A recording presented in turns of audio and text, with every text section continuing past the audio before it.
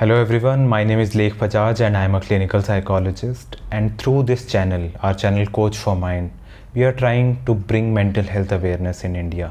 Here we will talk about mental health disorders, mental health related issues, mental health treatments, options that are available, what are the certain self-help ways that we can utilize to take care of our own mental health, and mostly we'll be covering all these issues around mental health disorders and mental well-being as well. And we will also talk about why we feel a certain way, why some people get depressed, why some people are more anxious, why some people have difficulty with their relationships, and all kind of issues covering the umbrella term of mental health. And in the later part of this video, through an animation, I'll be explaining how we'll be tapping onto both the sides of mental health disorder, normal mental health and mental well-being. We'll be dividing it into 3 parts and cover all those topics in upcoming videos. So looking forward to serving Indian population about mental health. And make sure if you have any questions or any specific topics that you want us to cover in our channel, so you can comment that in the video. See you soon. Hello, आज के इस video में हम लोग broadly बात करेंगे concept of wellbeing की। हम सब एक बेटर लाइफ चाहते हैं, जिसको ही दूसरे वर्ड्स में हम लोग वेलबींग कह रहे हैं, ह्यूमन वेलबींग, जिसमें मेजरली 5 कंपोनेंट्स है, जैसा कि आप स्क्रीन पे देख सकते हैं। Physical health, mental health, spiritual health, social life और फाइनेंसेस। इन सारे एरियाज में जैसे जैसे हम ग्रो करते हैं, हमारा लाइफ की वेलबींग का लेवल बढ़ता है। आने वाली वीडियोस में स्पेसिफिकली हम लोग मेंटल हेल्थ के बारे में बात करेंगे।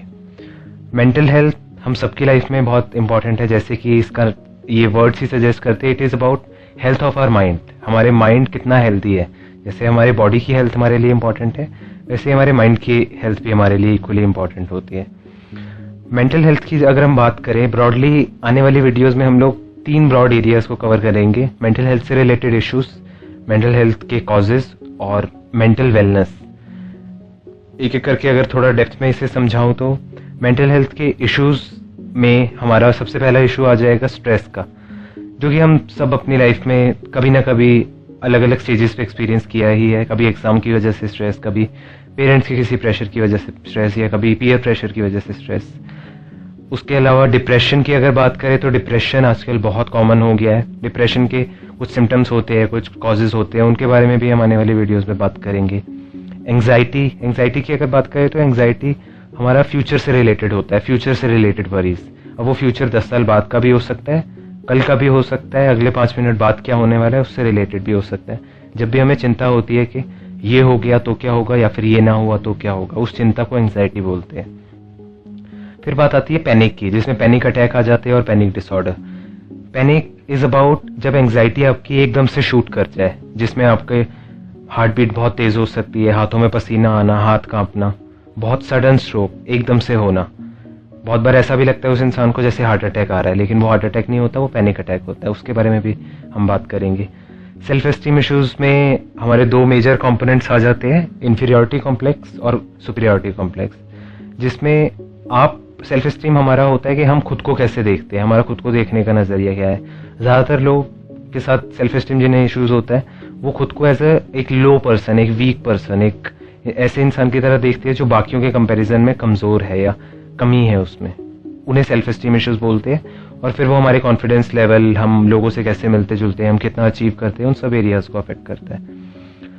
सुसाइडल टेंडेंसीज भी काफ़ी लोगों को, जब कुछ इश्यूज इतने डीप हो जाते हैं कि लोगों के माइंड में सुसाइड करने के थॉट्स आने लगते हैं, वो क्यों आते हैं, ऐसे अगर आपका किसी जान पहचान वाले को आ रहे हैं तो उन्हें आप कैसे हेल्प कर सकते हैं, इन सब चीज़ों के बारे में आने वाली वीडियोस में बात करेंगे।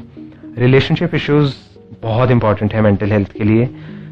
अब वो रिलेशनशिप हमारे फ्रेंड्स के साथ भी हो सकते हैं, पेरेंट्स के साथ भी, फैमिली मेम्बर्स के साथ, या फिर रोमांटिक रिलेशनशिप्स भी। रिलेशनशिप बहुत हैप्पीनेस भी हमें दे सकते हैं, लेकिन अगर वो अच्छे ना हो तो वो हमारी मेंटल हेल्थ को भी ख़राब कर सकते हैं। उसके बाद OCD, obsessive compulsive disorder. Obsessive compulsive disorder होता है जब हम किसी एक चीज़ को लेके इतना ज़्यादा ऑब्सेस करने लगते हैं कि वो चीज़ जो इतनी इंपॉर्टेंट नहीं भी है हमारे लिए, हम बहुत ज़्यादा परेशान हो जाते हैं। जैसे एक एग्जांपल अगर दूँ तो कुछ लोग होते हैं जो बहुत ज़्यादा बार बार हाथ धोते हैं, 1 घंटे में उन्हें 5 बार हाथ धोने हैं, तो उन्हें बार बार ये लगता है उनके हाथ गंदे है, जबकि वो रैशनल थॉट नहीं होता, वो एक इरेशनल थॉट होता है। ऐसे और भी काफ़ी चीज़ों के ऑब्सेशन और कंपल्शन लोगों को हो जाते हैं, जिसे ऑब्सेसिव कंपल्सिव डिसऑर्डर बोलते हैं। इश्यूज से हट के अगर बात करूँ इन इश्यूज के कॉजेज़ की, तो 4 तरह के कॉजेज़ इन इश्यूज के होते हैं। बायोलॉजिकल कॉजेज़, जिसमें हमारा ब्रेन में, जिसे हम केमिकल इम्बैलेंस भी बोलते हैं, कुछ केमिकल इम्बैलेंस हो, या फिर काफ़ी बार ये हमारे फैमिली के जीन्स से भी हम कभी कभी इनहेरिट करते हैं कुछ मेंटल हेल्थ इश्यूज। उसके बाद फैमिली और सोसाइटी में हम जैसे जैसे बड़े होते हैं तो हमारे फैमिली का एनवायरनमेंट कैसा होता है, हमारा सोसाइटी से इंटरेक्शन कैसा होता है, स्कूल में, वर्क प्लेस पे, वो भी हमारी मेंटल हेल्थ को अफेक्ट करता है। इसके अलावा मेजर जो लाइफ इवेंट्स होते हैं हमारे, किसी की डेथ हो गई या किसी बहुत इंपॉर्टेंट पर्सन को अपनी लाइफ में खो देना, कोई मेजर ब्रेकअप हो जाना या डाइवोर्स हो जाना या कोई फेलियर हो जाना, कोई चीज़ जिसके लिए आप एस्पायर कर रहे थे और आप उसमें फेल हो जाए, तो ऐसे मेजर लाइफ इवेंट्स भी हमें मेंटल हेल्थ इश्यूज क्रिएट कर सकते हैं। Last but not the least cause is personality types.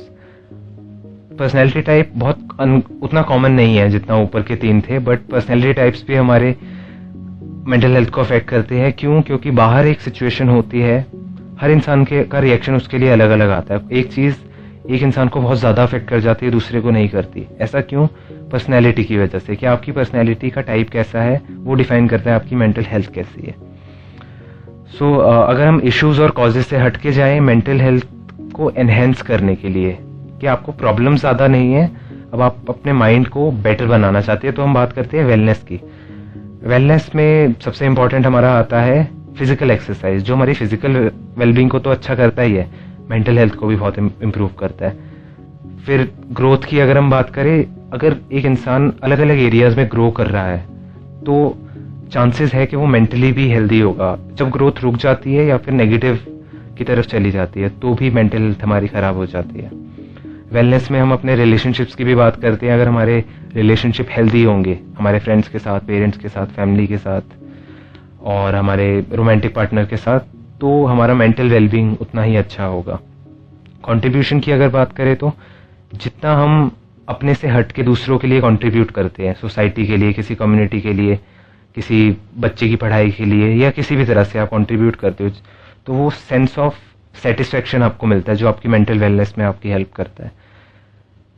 Next है सेल्फ एस्टीम, जो कि हमारा इश्यूज में भी आया था, बट यहाँ पर हम वेलनेस की बात कर रहे हैं तो यहाँ पर हम लो सेल्फ एस्टीम की बात नहीं कर रहे। यहाँ पर हम सेल्फ एस्टीम अगर आपकी न्यूट्रल है, उसको और बेहतर कैसे करना है, जिससे कुछ भी करने से पहले आपको अपने पे डाउट ना हो, बहुत चीज़ें आप फ्लो में ही कर पाओ और आपको अपने बारे में आपको अच्छा फील हो, आपकी अपने बारे में माइंड में जो इमेज है वो अच्छी हो।